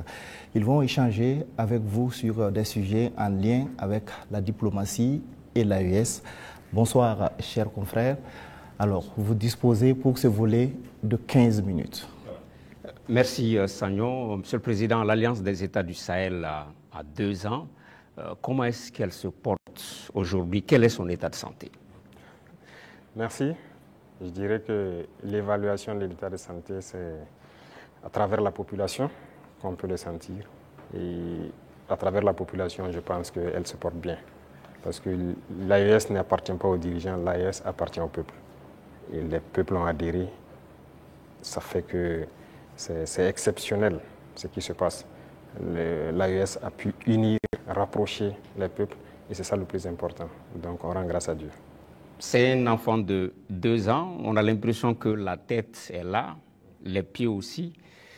Mais Monsieur le Président, on a l'impression que les bras ne sont pas encore là. On parle d'agence d'exécution, de maître d'ouvrage. Il était question de transformer l'autorité du Liptako Gourmand en agence d'exécution. À quand est-ce que les populations de l'AES pourront voir les projets de développement, les projets structurants au bénéfice des populations? Très bien. Je pense que là, c'est une mutation qui est en cours. Ce n'est pas définitif d'abord. Il y a toujours la réflexion, parce que c'est un administrateur provisoire qui est là. Et il faut réfléchir comment on peut la rendre effective en agence d'exécution. Donc c'est une réflexion qui progresse toujours, parce qu'il ne faut pas faire les erreurs de reconduire les mêmes institutions. Si on se calque sur les mêmes institutions qui ont échoué, ça ne va pas marcher. Et quel type de projet on veut faire pour une population? Qu'est-ce que la LG faisait et qu'est-ce que nous on veut maintenant? La routine, c'est quoi pour certaines agences d'exécution ou quoi? C'est de voir les bailleurs de fonds, réunir les financements pour des projets. Mais ça veut dire des prêts pour les populations. Est-ce que c'est ce que nous voulons? Je ne pense pas. Nous partons d'une question endogène. Et si on dit endogénéité, voilà pourquoi la banque d'investissement, si vous remarquez, le prélèvement est fait pour qu'on puisse ravitailler la banque d'investissement. Il faut que si nous voulons qu'elle fonctionne, que si elle a besoin de faire des projets dans l'espace, que la banque puisse a priori financer. Mais si c'est pour constituer une agence et repartir chez les mêmes impérialistes pour aller se mettre à prêter l'argent pour certains projets, peut-être qu'ils n'ont même pas la même vision que nous, ce n'est pas évident. Donc la réflexion est toujours en cours, ce n'est pas définitif. Monsieur le Président, l'AES c'est aussi la lutte contre le terrorisme. Aujourd'hui, où en sommes-nous avec la force conjointe et quelles sont les actions fondamentales qui ont été posées sur le terrain? Alors, la force conjointe, nous avons fait l'architecture comme vous avez pu le voir. Le poste de commandement est installé à Niamey. Et actuellement, il s'agit d'équipement des premières unités. Par exemple, le Burkina Faso, le premier bataillon est prêt. Et les équipements aussi de ce bataillon sont là. Et nous sommes en train de former le deuxième bataillon qui, peut-être dans 2 mois, comme ça, seront prêts. Et chaque pays, le concept est que chaque pays commande les équipements. On a arrêté un format d'équipement que chaque bataillon doit avoir. Donc, il faut les commander pour qu'on puisse les armer. Et comme je l'ai dit, jusque-là, on ne fabrique pas certains équipements. On est obligé de commander. Et vous voyez comment le monde est fou. Tout le monde prépare la guerre. Vous pouvez commander aujourd'hui un équipement, on vous donne 4 mois, 6 mois, 8 mois, souvent même des années.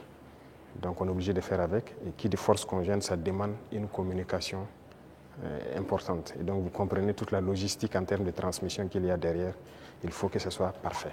Donc voilà pourquoi on ne précipite pas les choses. Déjà, il y a beaucoup d'opérations qui se mènent de façon conjointe. Donc c'est déjà le début de la force.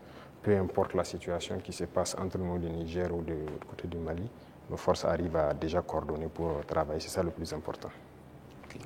Quand on regarde, pour rester sur la force conjointe, quand on regarde la photographie de l'AES, la Confédération est entourée par des pays avec lesquels souvent il y a des frictions diplomatiques. C'est-à-dire quand on prend le Niger, il y a des frictions avec le Bénin, le Mali, il y a des frictions avec l'Algérie, le Burkina, même si on ne le dit pas, des petites frictions souvent avec la Côte d'Ivoire. Comment transformer justement ces frictions diplomatiques en opportunités opérationnelles pour lutter contre le terrorisme, Monsieur le Président? C'est ce que j'ai dit. Vous voyez, c'est autour de l'AES. Si nous connaissons la menace qu'il y a autour de nous, l'opportunité, la seule opportunité à saisir, c'est de développer des armées très fortes et d'essayer de nous développer. C'est la seule opportunité. Sinon, l'adversité, on va toujours l'avoir. Ce n'est pas comme ce que vous avez cité, c'est réel. C'est réel. Mais qu'est-ce qu'on peut bien faire? Le problème en Afrique, très souvent, ce sont les dirigeants. Ces frictions diplomatiques, c'est pas entre... Moi, je n'aime même pas dire les frictions entre les États. Il n'y a pas de friction entre les 2 pays ou quoi. Il y a friction entre les dirigeants des pays. Est-ce qu'entre armées de l'AES et ces pays-là, ça coopère, ça se renseigne, il y a la collaboration? Bon, Pour certains cas, je ne sais pas, mais je prends par exemple le cas de... Même avec le Bénin, nous, on n'a pas les mêmes approches en termes de terrorisme. Je prends par exemple le cas du Bénin. Moi, avant d'aller à Moscou la dernière fois, en mai, un jour, j'étais là, il y avait une menace qui planait sur un détachement au Bénin. Mais les militaires n'attendent pas de monter au niveau politique ou quoi que ce soit pour certaines choses. Ils ont contacté nos forces à l'Est, qui ont confirmé en tout cas la menace. Ils ont demandé si on pouvait faire quelque chose. Moi, j'étais encore là, c'était un samedi, je me souviens. J'ai ordonné à nos appareils d'aller survoler et voir ce qui se passe, parce qu'ils ont intercepté les communications de regroupement.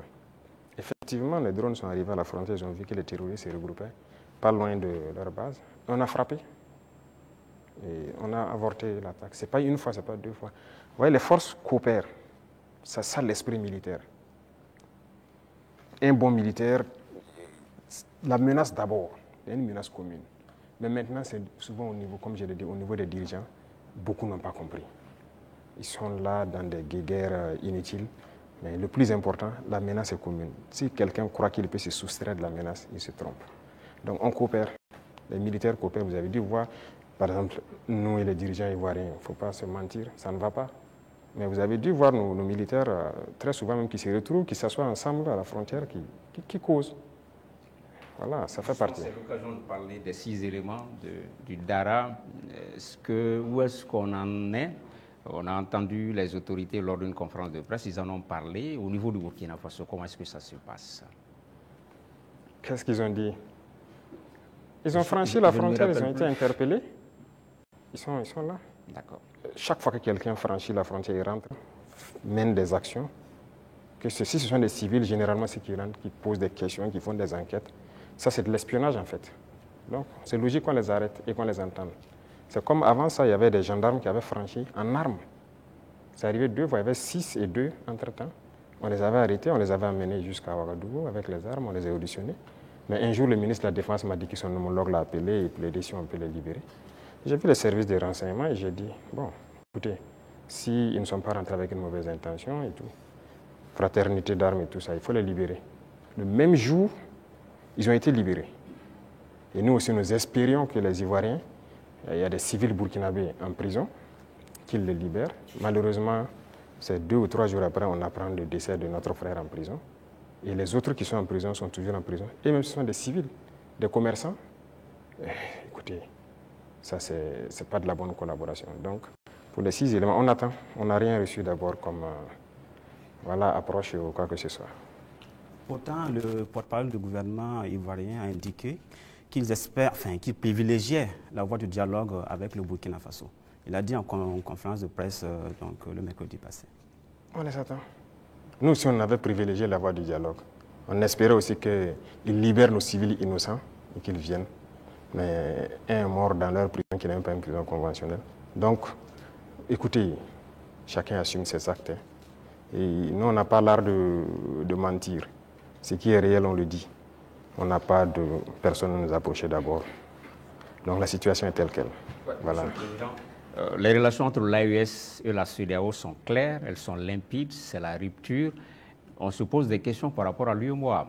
Récemment, lors de la conférence des ministres des Finances de l'UEMOA, il était question que ce soit le Burkina Faso qui préside la conférence des ministres. Ça n'a pas été le cas. Comment est-ce que cette question a été abordée au niveau du collège des chefs de l'État de l'AES? Quelle lecture vous en faites? Non, ce n'est pas surprenant. Nous, on était préparés à ça, ce n'est pas surprenant. Vous voyez, il y a des gens qui se prévalent de gouverner toute l'Afrique de l'Ouest et qui sont les... Ça ne marche pas avec nous. Ça ne marche pas, on les a dit clairement. Moi, j'ai des gens avec certains chefs d'État, j'ai dit ça ne marche pas. Y a-t-il de quoi quitter l'UEMOA, Monsieur le Président? Mais s'il y a nécessité. Et peut-être on tend vers ça. Si on ne peut pas gouverner, qu'est-ce que vous voulez? On nous cherche. Ça a été le même cas que la CEDEAO. On nous pousse vers la porte, on va partir. Donc on les regarde. La balle est dans leur camp. En préparant l'émission, Monsieur le Président, on a appris que vous aimez cette formule « tout est urgent ». Au sein de l'AIS, est-ce qu'il y a plus urgent, même dans la hiérarchisation des urgences, qu'est-ce qu'on peut privilégier aujourd'hui? Les urgences au niveau de l'AIS? Oui. C'est la question sécuritaire. C'est le plus urgent. Et vient maintenant la question du développement qui est liée à la question sécuritaire. Il faut qu'on libère nos terres et qu'on sécurise nos populations. Ça, c'est l'urgence absolue. Donc, tout l'effort, toute la concentration, même nos tâches quotidiennes doivent être orientées vers ça. Chaque fois qu'il y a un incident, en tant que chef d'État, on doit être au courant et on doit s'intéresser, on doit trouver des solutions et ainsi de suite. C'est ça qui est le plus important. Et réfléchir constamment, récupérer nos terres, sécuriser, faire en sorte que même dans 100 ans, cette situation n'arrive plus. Monsieur le Président, l'AES, c'est un même peuple, c'est un même destin. On est curieux de savoir comment les autres pays de l'AES perçoivent la révolution burkinabé. Peut-être qu'il viendra la révolution, c'est une étape. Mais il faut savoir que le Burkinabé est intrinsèquement révolutionnaire. C'est le même peuple, par la mentalité actuellement qu'on a réussi à inculquer. Mais fondamentalement, vous-même vous êtes Burkinabé, vous savez que non, n'est pas facile. Le Burkinabé est intrinsèquement révolutionnaire, ça fait que la révolution passe plus facilement. Voilà. Même quand on ne faisait pas la révolution, les gens même réclamaient la révolution. Donc les autres, ils vont aussi proclamer sûrement, j'espère. On n'a pas le choix que de faire une révolution. Sinon, tout autre concept ne marchera pas. Voilà, il faut révolutionner. Merci donc à vous pour ces différentes questions relatives donc à la diplomatie et à l'AES.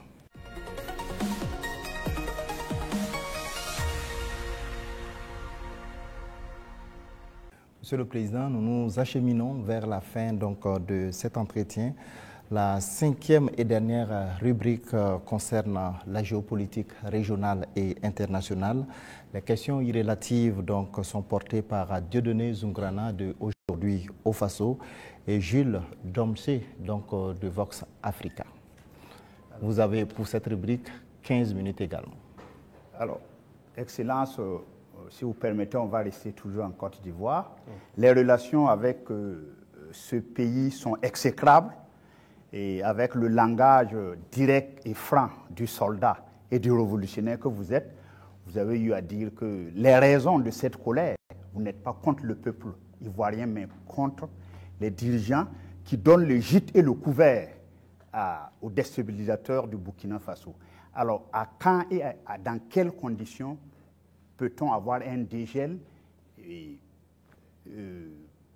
un échange d'ambassadeurs entre les deux pays?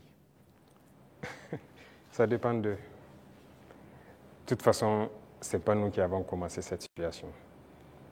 Moi, je me souviens au tout début, même le jour du 30 septembre, est-ce que l'une des premières personnes qui m'a appelé, ce n'était pas le président Alassane Ouattara. Et après, son petit frère est venu par 2 fois nous voir et tout ça. C'est vrai, on peut dire que les relations étaient bonnes, mais il a voulu qu'on suive une certaine direction. Mais comme vous avez dit, en tant que révolutionnaire, nous savons que nous ne sommes pas là pour ça. Nous étions là pour la révolution. Et la révolution, c'est une rupture. On ne peut pas suivre une certaine politique. Et donc, petit à petit, les relations ont commencé à ne pas aller. Et comme vous l'avez constaté, tous ceux qui ont voulu peut-être certains privilèges, quoi que ce soit, n'ont pas eu, se sont mis à se mettre contre nous, se sont déployés là-bas, sont entretenus, sécurisés et tout. On sait de quoi on parle, parce qu'ils savent aussi de quoi on parle, pour agir contre nous.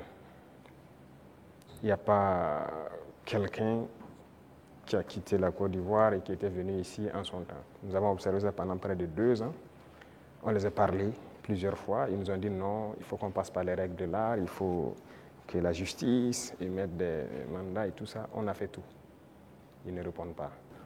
Monsieur le Président, ça ne marche pas. J'embraye avec la question de mon confrère pour rester sur la Côte d'Ivoire. Comme vous le savez très bien, la Côte d'Ivoire a une élection présidentielle cette année, dans quelques mois. Est-ce que c'est quelque chose qui vous intéresse? Ça nous intéresse d'autant plus qu'on a beaucoup de compatriotes en Côte d'Ivoire quand même. Et on craint qu'il y ait des violences. Et ça, ce n'est pas forcément la bienvenue. Parce que nous avons vécu malheureusement les années passées aux violences en Côte d'Ivoire avec les opérations Bahiri. Tout le monde a subi ça au Burkina. Aujourd'hui, vraiment, nous ne souhaitons pas qu'il y ait des violences. Tout à l'heure, vous avez semblé dire quelque chose. Je voudrais que vous précisiez parce que c'est un peu très sensible selon moi. Est-ce que vous semblez nous dire qu'aujourd'hui, la Côte d'Ivoire servirait de base arrière à une organisation visant à déstabiliser le Burkina Faso? Ça, même plus que ça. Base arrière à une organisation servant à déstabiliser le Burkina. Ils sont là-bas. Les ennemis du Burkina sont clairement là-bas, affichés, protégés. Ils sont payés, ils sont protégés, ils sont bien logés. En plus de ça, il y a la question du terrorisme. Mais non. Le pouvoir flotte avec les terroristes. Il ne faut pas se mentir. Attendez, croyez-vous vraiment que peut-être l'armée ivoirienne est tellement surpuissante que quand les terroristes les voient seulement, ben écoutez, ceux-là, il ne faut même pas les toucher, quoi que ce soit. Vous croyez à ça? Ils sont tellement plus puissants que les 3 armées de l'AES. C'est faux. Il y a un pacte de non-agression. Et quand il y a un pacte de non-agression, vous devenez une base arrière. Et tout ça, ça m'inquiète justement. Si ce pays, il y a des crises, le pays sera attaqué par les terroristes. Parce que s'ils ne gagnent plus ce qu'ils gagnent, le pays sera attaqué et ce pays va sombrer. C'est un danger. C'est pourquoi j'ai passé le temps à dire au chef d'État, on ne pactise pas avec les terroristes. Voilà. Alors, Monsieur le Président, qu'est-ce que vous répondez à ceux qui disent, bon, la géopolitique quand même avec la Côte d'Ivoire, ce pays voisin, qui abrite la plus grande diaspora burkinabé, alors que, bon, vos contempteurs vous accusent de pratiquer la diplomatie du muscle avec ce pays, au détriment justement de nos Paweto qui sont là-bas. Qu'est-ce que vous leur répondez? Écoutez, qui le dit? Nous sommes burkinabés, c'est ce que nous savons. Et nous avons décidé de faire une révolution, on va la faire. Maintenant, celui qui embarque dedans embarque. Nous ne pouvons pas être dans une révolution et vouloir faire un autre modèle de diplomatie. Je vous ai dit la diplomatie mensongère et tout ce qu'il y a. On n'est pas prêt à être dans ce sillon-là. S'il y a quelque chose qui ne va pas, qu'on ait le courage de vous dire ça ne va pas. Il ne faut pas faire de l'hypocrisie. Généralement, les gens devant les micros et tout ça, non, tout va bien, si c'est ça, on est en train de... C'est faux, ça ne va pas bien. Il faut avoir le courage de le dire, il faut qu'on s'asseye, qu'on parle et qu'on se dise la vérité. Mais si les gens ne veulent pas ça, parce que juste dans leur tête, bon, il faut que ces gars-là quittent, parce qu'on ne veut pas de révolution en Afrique de l'Ouest. Ça ne va pas marcher. Donc, chacun se prépare à assumer les conséquences voilà, de la situation. Alors, pour sortir de la Côte d'Ivoire, Monsieur le Président, on reste quand même au niveau de l'AES. Vous avez certainement suivi le dernier sondage fait par nos confrères de Jeune Afrique, et avec des résultats qui peuvent sembler étonnants. Les populations des pays francophones sont tous favorables à l'AES. Je dirais, même la Côte d'Ivoire, à 66%, apprécie ce qui se fait au niveau de l'AES. Alors, comment est-ce que vous recevez ce message? Ah bon? Je n'ai même pas pu suivre ça, parce que moi, je ne suis plus ce média. Hein. C'était un sondage qu'ils ont commandé. Peut-être qu'ils ne s'attendaient pas à ce résultat, mais le résultat est tel. Ils ont été au Cameroun, ils ont été au Sénégal, ils ont été au Bénin, ils ont été en Côte d'Ivoire. Et là-bas, les populations sont tous favorables à l'AES et apprécient dans leur grande majorité ce qui se fait au niveau de l'AES. C'est logique, je dirais. Les populations ouest-africaines sont la plupart du temps liées. C'est la même famille. C'est le colon qui nous a divisés. Hein. Et quand les gens voient qu'on essaie de s'unir, ça ne fait qu'inspirer, ça ne peut faire que plaisir. Donc moi, ça ne m'étonne pas que ces populations apprécient. Et ce qui m'étonne, c'est le fait qu'ils aient publié. Pourquoi ils ont publié ça? Ça donne de la réflexion. Pas le choix. Quand vous commandez une enquête, c'est connu. Après, vous êtes obligé de publier les résultats. Bon, peut-être ça. Voilà. Mais il faut faire attention à ces gens parce que... Je suis totalement d'accord avec vous. Voilà, ils sont pas assurés. Sinon, je suis d'accord, c'est normal, c'est logique. Avec la permission de Dieudonné, je voudrais vous poser une question concernant justement votre relation avec une autre organisation. Qu'est-ce que vous faites encore dans l'Union africaine? Bonne question. Alors, je dirais que notre situation dans l'Union africaine est tellement passive qu'on ne sait pas si on est dans l'Union ou si on n'est pas dans l'Union. On nous a suspendus depuis, personne ne nous parle. C'est vraiment un silence radio. Donc alors, moi je ne sais pas si je suis dans l'Union ou pas. Mais est-ce qu'il ne faudrait pas marquer le coup en posant aussi un acte historique, comme cela a été le cas avec la CEDEAO, en claquant la porte à une institution qui visiblement ne sert pas à grand chose? J'ai eu à discuter avec un diplomate de cette organisation. Et après, nous avons vu qu'ils ont nommé un médiateur, le président burundais, qui devrait même venir ici la semaine passée, je pense, mais après, il y a eu question d'agenda avec nous. Et on l'attend, on veut l'écouter d'abord, parce que nous-mêmes, nous voulons savoir pourquoi ils se comportent comme ça. Parce qu'on ne peut pas prendre une décision sans savoir leur motivation. Pourquoi ils ont décidé de nous exclure? pourquoi ils se comportent comme ça avec nous, si on a leur motivation, là, si on quitte, on pourra expliquer à nos peuples, voilà ce qu'ils ont dit, voilà les raisons. Et donc, nous, on décide de quitter. C'est la même chose que la CEDEAO. On a quitté, mais si on nous demande pourquoi on a quitté, on peut vous expliquer. Mais aujourd'hui, si on quitte l'Union et qu'on nous demande, nous-mêmes, nous ne savons pas pourquoi ils nous ont suspendus. Pourquoi ils se comportent comme ça. Certes, ils ont dit qu'on est anticonstitutionnel, mais au jour d'aujourd'hui, je pense que... Monsieur le Président, vous pouvez aussi quitter parce que vous estimez que c'est une organisation qui travaille contre les intérêts de l'Afrique. Je ne pense pas que l'Union africaine peut être dans une posture révolutionnaire comme celle que vous menez. Non. Par respect pour certaines personnes, voilà pourquoi j'ai dit j'attends que le médiateur qui a été nommé, qui a déjà envoyé son émissaire, prenne contact avec nous. Nous l'attendons. Ce n'est pas respect vraiment pour ce président. Nous l'attendons qu'il vienne, qu'on discute, qu'il nous dise ce qu'il y a et nous lui dirons les conclusions de nos débats. Monsieur le Président, on va aller au bord de la mer Noire, en Russie.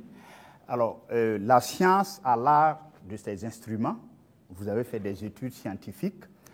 Alors, lors d'un séjour à Moscou, vous avez demandé au patron du Kremlin de nous apprendre à pêcher le poisson au lieu de nous donner le poisson, le transfert des technologies. Alors ça, je pense qu'aujourd'hui, c'est vrai, tout le monde est d'accord que le biberonnage là, extérieur ne peut plus continuer. Alors où en est-on aujourd'hui avec justement ce transfert de technologie? Parce que vous avez parlé tout de suite avec des confrères qu'on va un jour fabriquer même nos armes ici. Alors où en est-on actuellement avec ce transfert de technologie? Alors, je pense qu'ils ont bien entendu le message. Je l'ai clamé en 2023 pendant le sommet de Saint-Pétersbourg. On nous a donné du blé. Il ne faut pas qu'on aille encore demander du blé. Il faut cultiver. Si on nous donne du poisson, il faut qu'on apprenne à pêcher. Et je pense que les initiatives qu'on est en train de développer, nous avons demandé donc à la Russie d'offrir un certain nombre de bourses d'études à des étudiants burkinabés pour qu'ils aillent apprendre la science. Ils ont accepté. Donc il y a déjà des gens qui sont partis dans certains domaines pointus.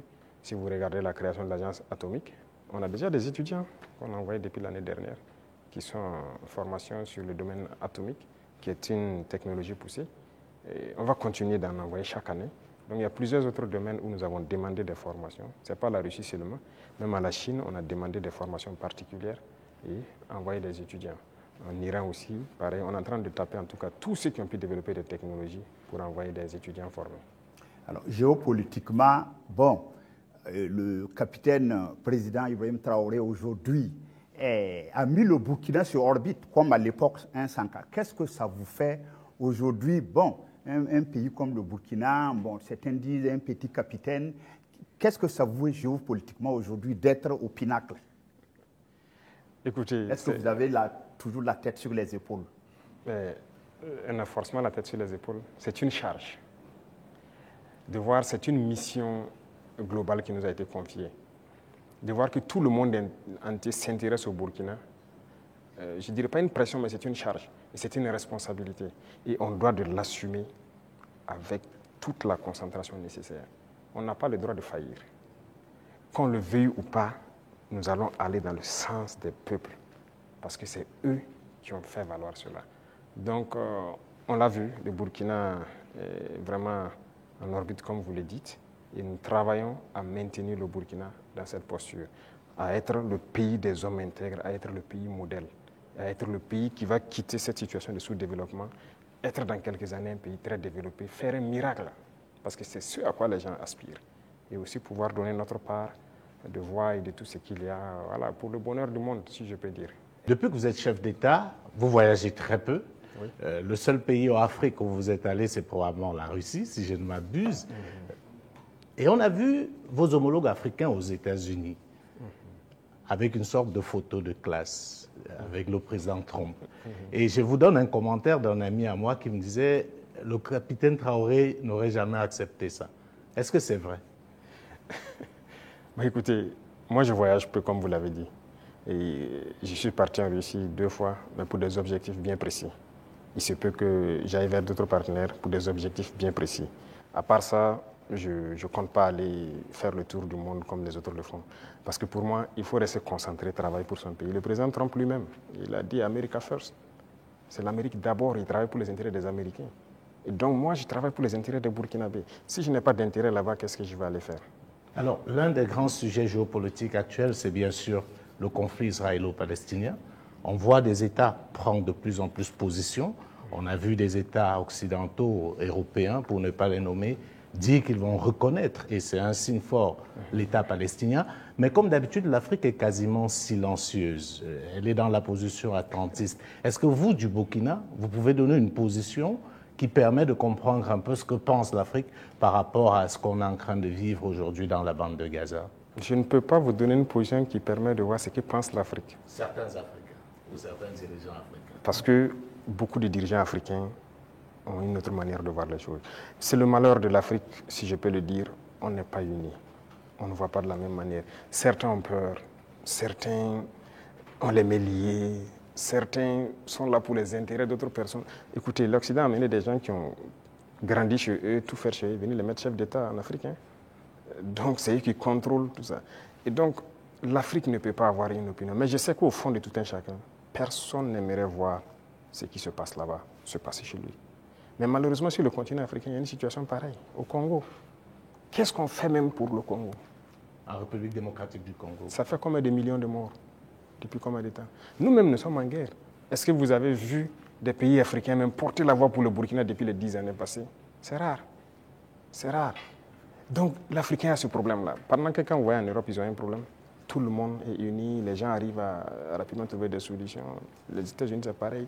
Mais l'Afrique a ce problème. Vous voyez, ça fait 10 ans que nous on se bat. Vous n'avez pas entendu quelqu'un porter la voix du Burkina au niveau des institutions internationales et quoi que ce soit, ni le Mali, ni le Niger. Nos populations meurent, ce n'est pas leur problème. Congo, ça meurt, ce n'est pas notre problème. La dernière fois, j'ai essayé dans une de mes paroles d'essayer de parler pour que... Ça fait combien de millions de morts? Le Soudan, regardez comment il se déchire. Il y a beaucoup de conflits sur notre sol déjà et on n'arrive même pas à porter la voix. Donc, comment on va aller porter la voix des autres? Donc, il faut que nous, Africains, on se lève. Est-ce que le Burkina peut reconnaître un État palestinien? Est-ce que le Burkina est prêt à reconnaître l'État palestinien? Pourquoi pas? C'est un État. C'est un État. Pourquoi on ne va pas reconnaître un État palestinien? Non, ce qui se passe, c'est très grave. Je pense que l'État palestinien existe et doit exister. Sinon, cette guerre ne finira jamais. Là où nous partons, ça ne finira jamais. Pendant que vous croyez que ça va finir, ça reprend de plus belle. Et on va continuer comme ça. Mais je pense aussi qu'il y a beaucoup de parts de responsabilité des pays autour là-bas. Parce que c'est leur région et les gens doivent pouvoir donner la voix pour trouver une solution à ce conflit. Voilà. Et quant à nous, on continue de se battre ici. L'État burkinabé qui doit demeurer, c'est ça qui est le plus important. Et on se bat pour notre État burkinabé. Voilà, Monsieur le Président, nous sommes donc au terme de ces 90 minutes face à la presse. Merci pour votre disponibilité et merci pour cette belle opportunité offerte à la presse nationale et internationale. Mais avant de nous séparer, Monsieur le Président, est-ce que vous avez un message particulier à l'endroit du peuple burkinabé à l'orée du 3e anniversaire de votre accession à la magistrature suprême? Pour le peuple burkinabé, ça fait 3 ans que nous sommes là et qu'on chemine. Et j'ai d'abord des mots de remerciement. Des remerciements du fond du cœur. Parce que le peuple est resté concentré. Concentré pour écouter le message qu'on a véhiculé. Parce que l'une des armes importantes que nous avons utilisées, c'est aussi la communication. Et parce que nous avons compris que les impérialistes ont toujours utilisé la communication pour détruire l'Afrique. Parce que tout ce qui se passe comme conflit, ce sont des manipulations. Ce sont des manipulations. Regardez, je prends encore le cas du Soudan. 2 groupes sont manipulés par des puissances. Faudrait-il pas à un moment donné qu'on se parle, on s'assoit, on exploite nos ressources ensemble, on fait vivre nos populations, on va continuer à se déchirer? Tout ce qui s'est passé comme assassinat de leaders politiques en Afrique, les guerres et tout, c'est à travers la communication qu'on a manipulé. Et la communication est très importante. Et ça, le peuple burkinabé a été concentré pour percevoir le message. Et nous continuerons de communiquer pour les faire comprendre ce que nous faisons et vers où nous partons. Ça, c'est le plus important. Deuxième chose, je remercie Dieu aussi, qui a permis à ce que nous puissions, en tout cas malgré la guerre, poser des actes et communiquer sur ces actes pour que le peuple comprenne qu'un lendemain meilleur est possible. L'espoir est permis. Et tant que les gens garderont cet espoir, on va y arriver au point où nous souhaitons. Et la dernière chose, c'est cette situation sécuritaire qui est là, de rassurer que la guerre va finir au Burkina Faso. Nous vivrons en paix, nous ferons ce que nous avons à faire de nos richesses et nous allons nous développer. Ça, c'est une certitude. Le rêve que nous avons pour le Burkina Faso, nous allons l'accomplir. Nous continuerons les derniers bastions importants du terrorisme, nous allons continuer à les conquérir, comme ce qu'on a pu faire en 2025 avec cette grande vallée qui était un gros réservoir économique pour les terroristes que nous avons récupéré. Il y a plusieurs autres endroits où l'orpaillage terroriste continue et tout, pour les ravitailler. Nous allons récupérer toutes ces zones et l'espoir est permis. Donc, bon courage à tout le monde, restez concentrés, résilients et on continuera à se parler. C'est ça le plus important. Une fois qu'on se parle, on se comprend et on avance. Merci. Merci, Monsieur le Président. Ce sera donc le mot de fin. Merci, chers confrères, pour vos différentes questions donc adressées au Président du Faso.